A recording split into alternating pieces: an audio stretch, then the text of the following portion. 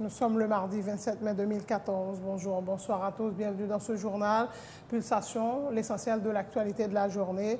L'actualité, justement, une délégation interparlementaire de la Grande-Bretagne a été reçue ce mardi au Sénat de la République. Les discussions ont porté sur la crise électorale. Les sénateurs ont une fois de plus plaidé pour la formation d'un CEP conformément à l'article 289 de la Constitution amendée.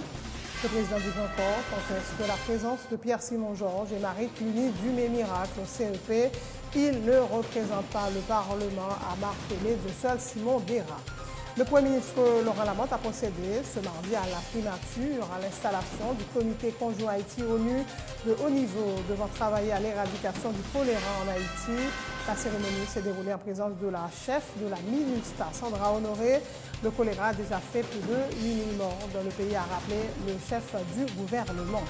Les examens officiels auront lieu cette année du 17 juin où l'organisation des épreuves devrait coûter à l'État haïtien environ 560 millions de dollars, a annoncé le Bureau national des examens d'État, le BUNEX. Dans l'actualité internationale, l'armée ukrainienne affirme avoir repris le contrôle de l'aéroport de Donetsk au prix de violents combats et en fait une quarantaine de morts, dont 38 insurgés. Aucune victime n'a été rapportée dans les rangs des forces loyalistes. L'armée nigériane affirme avoir localisé les 223 jeunes filles enlevées à la mi-avril par le groupe islamiste armé Boko Haram. L'ex-président nigérian Olusegun Obasanjo a par ailleurs rencontré des intermédiaires de Boko Haram pour tenter de négocier la libération des lycéennes kidnappées. Le bus transportant l'équipe brésilienne de football à son lieu d'entraînement pour la Coupe du Monde a été attaqué lundi par un groupe de manifestants dénonçant l'insuffisance des dépenses sociales. Pour eux, la priorité du Brésil ne devrait pas être la Coupe du Monde. Avec LeBron James au top de sa forme, Miami Heat a fait un grand pas vers une 4e finale NBA consécutive. Miami a une nouvelle fois battu les Pacers 102-90 lundi à domicile et mène la série 3-1. Voilà, mesdames et messieurs, pour le menu du journal.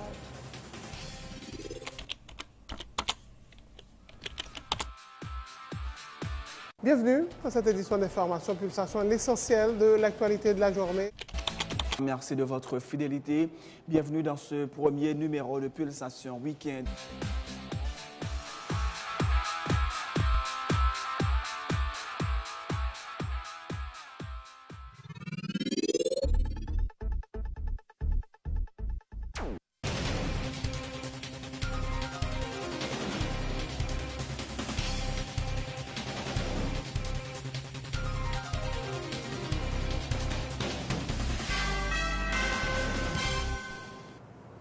C'est parti pour le développement du journal de chef. Bonjour, bonsoir. Une délégation interparlementaire de la Grande-Bretagne a été reçue ce mardi au Sénat de la République. Les discussions ont porté sur la crise électorale. Une nouvelle rencontre est prévue ce mercredi. La délégation doit également s'entretenir avec le président Martelly. Nous leur avons expliqué qu'au niveau du Sénat, il n'y a pas de blocage, mais nous voulons que le CEP soit mis en place dans le respect de l'esprit de l'article 289 de la Constitution, a rapporté Steven Irvinson Benoît, premier secrétaire du Grand Corps. Les élections doivent être organisées dans des conditions qui soient acceptables et cela passe nécessairement par le dialogue, a affirmé pour sa part le vice-président du Sénat, Andris Richer. Une raison, UIP branche Angleterre la ville là ou bien Grande-Bretagne la ville là, c'est parce que yo très inquiet sur le processus démocratique là.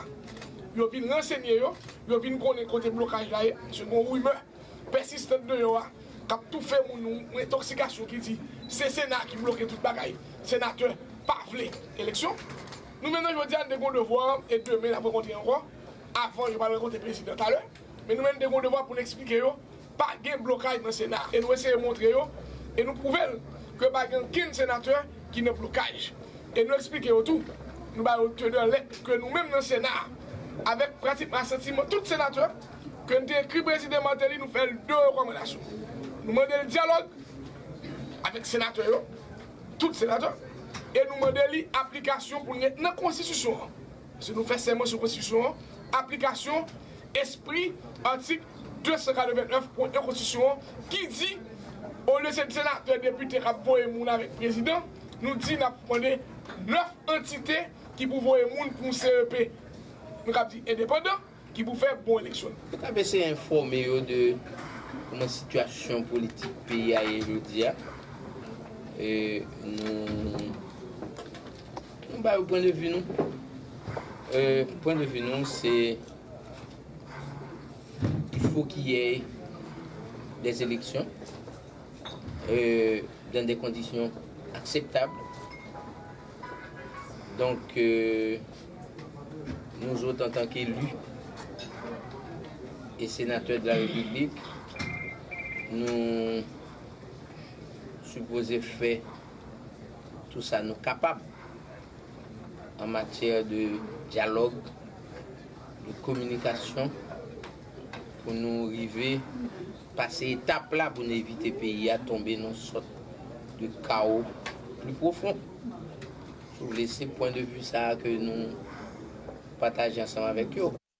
Le président du Sénat, de Simon Dera, appelle le chef de l'État à emprunter la voie du dialogue pour dénouer la crise. Le CEP de 7 membres, qui a récemment été installé dans aucune base légale, a dit le numéro 1 du Grand Corps de Simon Dera, continue de contester la présence de Pierre-Simon Georges et Marie Cluny du Miracle au CEP. Il ne représente pas le corps législatif car jusqu'ici, je n'ai signé aucune correspondance en ce sens, a souligné le parlementaire. Si les conseillers affirment qu'ils sont actuellement en train de plancher sur l'élaboration de calendrier électoral. C'est uniquement dans le but de chercher à mettre la pression sur le Sénat et cela ne passera pas, a martelé le président du Sénat, de Simon Dera.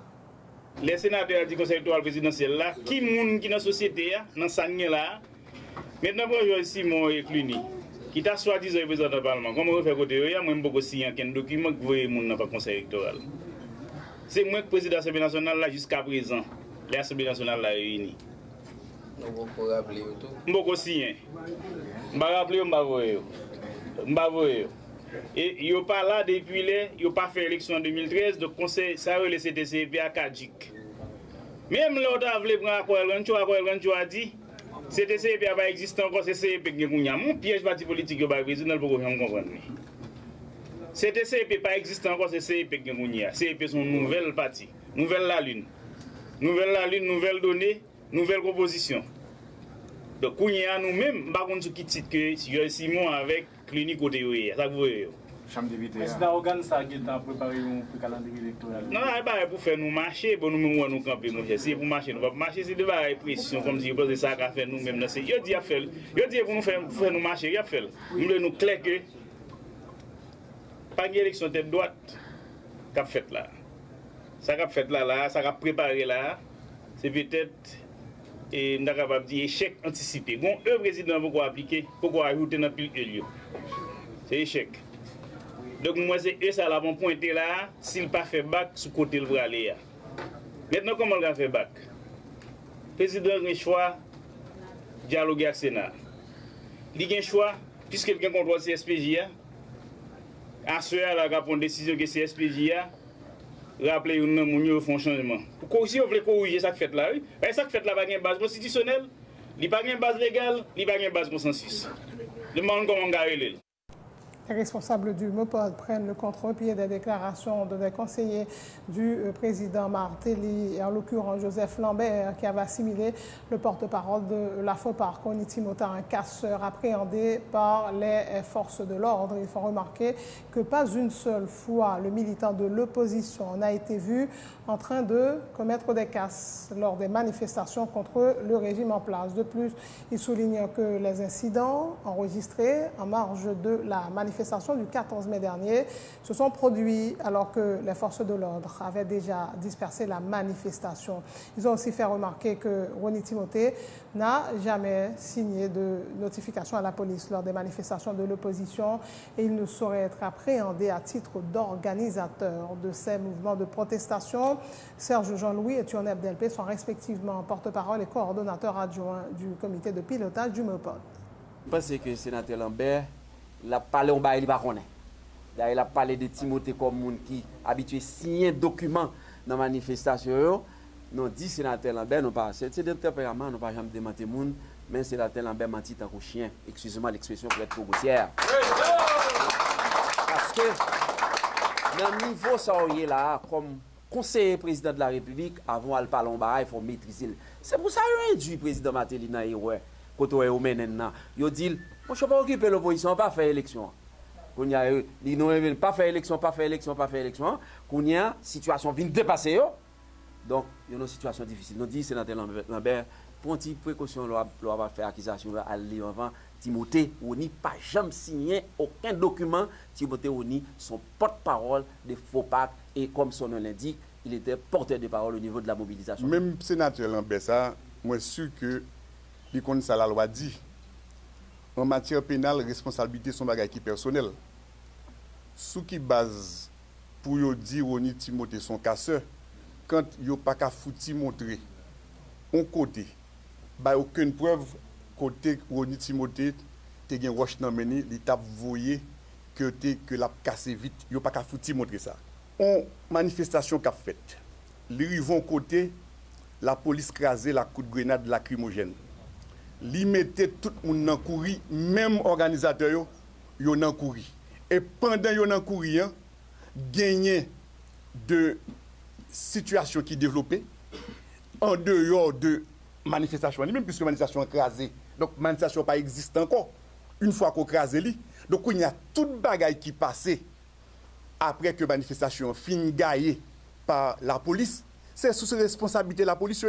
C'est sous responsabilité de l'État, il n'y a pas qu'à responsabilité organisateur, puisque organisateur eux-mêmes sont responsables de la manifestation, tout autant que la manifestation a fait, il existait. Autre nouvelle, le Premier ministre Laurent Lamotte a procédé ce mardi à la primature à l'installation du comité conjoint Haïti-ONU de haut niveau pour l'éradication du choléra en Haïti. La cérémonie s'est déroulée en présence de la chef de la MINUSTAH, Sandra Honoré. Cette structure a été mise sur pied en réponse à une proposition du Premier ministre devant l'Assemblée générale de l'ONU il y a de cela 6 mois. La crise du choléra a une dimension à la fois sociale, économique et surtout morale, avec des implications politiques et juridiques incontestables, a indiqué Laurent Lamotte.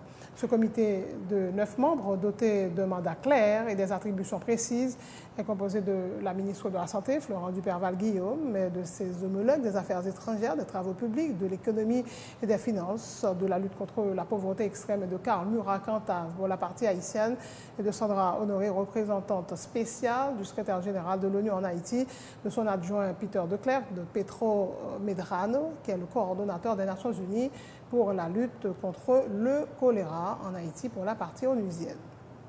Il y a plus de 6 mois, à la tribune des Nations Unies, j'ai proposé et soutenu l'idée de la formation d'une commission conjointe dans le cadre de la recherche de solutions durables et pérennes à la problématique du choléra en Haïti. Cette idée, soigneusement analysée et étudiée dans ses angles et contours, est acceptée aujourd'hui par les 2 parties. Et cette proposition se matérialise à travers l'élaboration de mandats clairs et des attributions précises confiées à cette commission en guise de termes de référence. La crise liée au choléra a une dimension sociale, économique, environnementale et surtout morale, avec des implications politiques et juridiques incontestables. J'ai l'honneur et le privilège donc d'investir la commission conjointe dans ses fonctions. Elle est constituée de la ministre de la Santé publique et de la Population, Mme Florence Duperval, M. Djili Brutus, le ministre des Affaires étrangères, M. Jacques Rousseau, ministre des TPTC, Mme Marie-Carmel Jean-Marie, ministre de l'Économie et des Finances, et Mme Rosanne Auguste, ministre de la lutte contre la pauvreté extrême, et M. Karl Murat-Cantave pour la partie haïtienne. Pour les Nations Unies, Mme Sandra Honoré, représentant spécial des Nations Unies pour Haïti, M. Peter Declercq, représentant spécial adjoint, coordonnateur résident et coordonnateur de l'action humanitaire des Nations Unies, M. Pedro Medrano, coordonnateur principal des Nations Unies pour la lutte contre le choléra, Mesdames et Messieurs, sans omettre de dégager les voies et moyens pour l'encadrement de la proximité des communautés et de façon spécifique des personnes affectées par le choléra en Haïti, votre mandat essentiel est de développer toute stratégie possible et nécessaire pour parvenir à l'élimination du choléra en Haïti. La représentante du secrétaire général de l'ONU en Haïti, Sandra Honoré, s'est félicitée de la mise en place du comité de haut niveau pour l'éradication du choléra. Elle a fait état de toute une série d'initiatives entreprises par les autorités haïtiennes et les Nations Unies qui ont permis de ralentir la progression de la maladie dans le pays. Telles 150 installations d'unités de traitement de choléra et 700 points de chloration d'eau. Le système des Nations Unies a également soutenu les autorités sanitaires haïtiennes dans l'organisation d'une campagne de vaccination devant toucher jusqu'à 600 000 personnes vivant dans les zones de persistance de l'épidémie, selon Sandra Honoré. Depuis le début, l'ONU a établi et ou mis à jour plus de 150 installations de traitement du choléra et mis en place près de 700 points de chloration de l'eau en Haïti. Les Nations Unies soutiennent le ministère de la Santé et de la Population dans l'organisation d'une campagne de vaccination ciblant 600 000 personnes dans les zones de persistance du choléra. La première phase de cette campagne a eu lieu en août 2013, ciblant 107 906 personnes, et une deuxième phase prévue dans les prochains mois visera 200 000 personnes. Grâce à ces interventions, le choléra a connu une baisse significative en Haïti. Ainsi, une baisse de 75% des cas suspects a été enregistrée entre le premier trimestre de 2014 et le premier trimestre de 2013. Le lancement aujourd'hui du comité de haut niveau pour l'élimination du choléra en Haïti, initié à la demande du Premier ministre Lamotte et soutenu par le secrétaire général Ban Ki-moon, va permettre de franchir une nouvelle étape et d'intensifier les efforts en vue de l'élimination de la transmission du virus du choléra. Le comité de haut niveau analysera les progrès et les défis afin de définir les priorités d'action pour le gouvernement et le système des Nations Unies. Un accent particulier sera placé sur la situation de l'eau et de l'assainissement dans le pays, qui demeure un défi important et l'obstacle principal à l'élimination de l'épidémie. Un programme d'assainissement en cours d'élaboration sera discuté par le comité de haut niveau, qui aura également à considérer un accompagnement social et économique en faveur des communautés affectées, comme prévu dans les termes de référence approuvés pour le travail du comité. Le comité de haut niveau pour l'élimination du choléra est coprésidé par la ministre haïtienne de la Santé publique et de la Population, Dr Florence Duperval-Guillaume, et de la représentante spéciale du secrétaire général de l'ONU en Haïti, Sandra Honoré. Et la ministre affirme qu'en dépit des efforts déployés, le choléra fait chaque semaine de nouvelles victimes dans le pays. À date, plus de 830 610 cas ont été rapportés et 8 201 personnes sont décédées de la maladie. Épidémie ça, malgré que nous sommes capables de faire des efforts importants du côté gouvernement pour nous capables de contrôler les population bien au courant de sa maladie ailleurs, mais pas jamais une semaine qui passe sans que nous pas gain cas choléra dans le pays ça. Pas jamais une semaine qui passe sans que nous pas gain décès, que ce soit décès qui fait au niveau communautaire, que ce soit décès qui fait au niveau institutionnel. Dans toute catastrophe, toujours une opportunité. Si choléra ban nous opportunité pour nous apprendre à travailler plus près de la population, si choléra ban opportunité pour nous capables arriver à mettre en place un bon système de surveillance épidémiologique, si choléra ban nous opportunité pour nous voir tout, qui faiblesse nous gagne au niveau soins primaires de santé, qui faiblesse nous gagnons au niveau hygiène et sanitation pour nous capables collectivement adresser yo. Mais nous sommes d'accord que malgré l'effort qui fait yo, nous pouvons arriver dans un point pour nous éliminer complètement le choléra en Haïti. Donc je dis vraiment, nous, dans un point pour nous annoncer à la population que nous avons une commission de haut niveau qui est formée pour nous capables ensemble arriver à adresser une fois pour toutes question choléra. À la 21e semaine, nous avons 830 601 cas de choléra vus depuis le commencé et 8201 décès. Autre point de l'actualité, les examens officiels auront lieu cette année du 17 juin au 8 août. Ils débuteront avec les épreuves de la 6e année fondamentale les 17 et 18 juin pour prendre fin avec les candidats des écoles de formation technique et professionnelle dont les examens sont prévus du 21 juillet au 8 août. L'organisation de ces examens devrait coûter à l'État haïtien environ 560 millions de gourdes, a indiqué le directeur du Bureau national des examens d'État BUNEX, le professeur Ronan Michel. Il a indiqué que les 526 candidats ayant été impliqués dans des cas de fraude l'an dernier ne pourront pas prendre part aux épreuves. Il assure que le BUNEX est prêt à lancer le processus de manière à ce que ces examens puissent se dérouler dans de bonnes conditions. Nous commençons à recevoir tout matériel pour l'examen. Donc, en gros, nous sommes capables de dire que nous sommes censés faire prêt pour que le processus là soit capable de dérouler très bien. Nous avons année ça 298 474 candidats et qui a composé 17 et 18 juin. Nous attendons 194 910 élèves pour participer à l'examen 9e année et la fête du 24 au 26 juin. Pour l'examen ENI cap avancé, nous attendons 1864 élèves et l'examen ça a fait du 23 au 27 juin. Pour bac 1, nous attendons 186 942 candidats. Cap fait du 30 juin au 3 juillet. Et là, je dis bac 1, je dis ni élèves réguliers, ni élèves recalés, il y a composé dans la même semaine. Ça.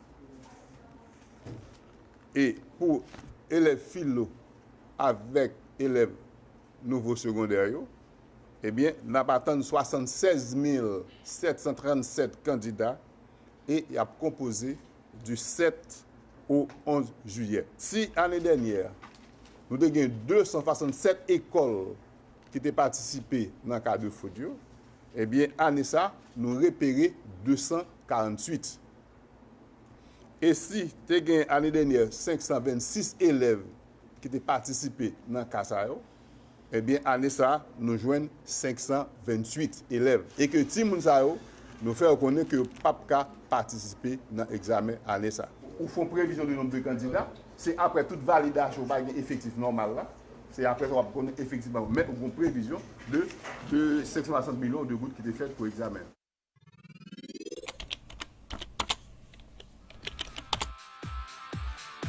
Bienvenue à cette édition d'Information Pulsation, l'essentiel de l'actualité de la journée. Merci de votre fidélité. Bienvenue dans ce premier numéro de Pulsation Week-end.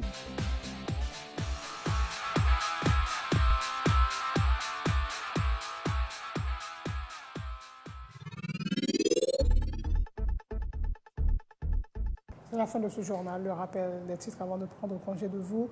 Une délégation interparlementaire de la Grande-Bretagne a été reçue ce mardi au Sénat de la République.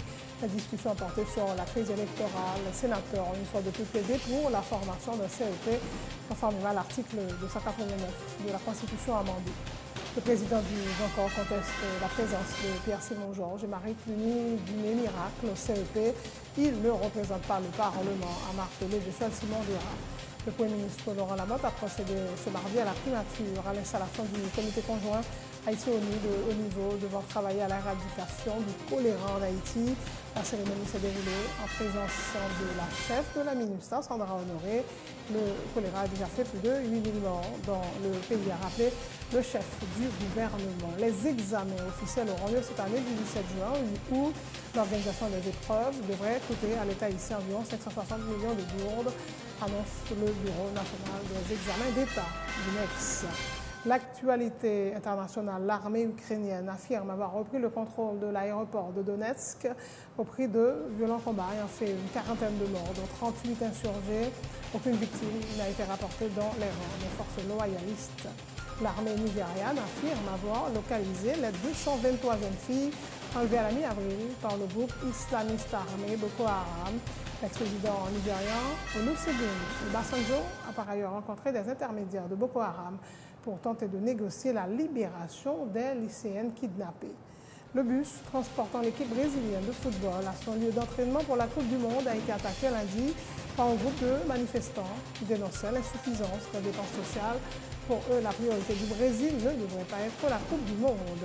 Avec un LeBron James au top de sa forme, Miami a fait un grand pas vers une quatrième finale NBA consécutive. Miami a une nouvelle fois battu les Pacers 102-90 lundi à domicile et mène la série 3-1. Merci d'avoir suivi ce journal. Bonne suite de programme sur Télé Pluriel.